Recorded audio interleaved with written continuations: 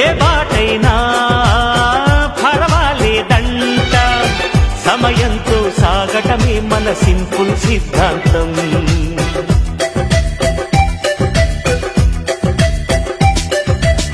చిరుగాలికి పరిమళమిచ్చి సిరిమల్లెల వనమై ఉందాం, గగనాన్ని నేలను కలిపి హరివిల్లుల బంతెన అవుదాం.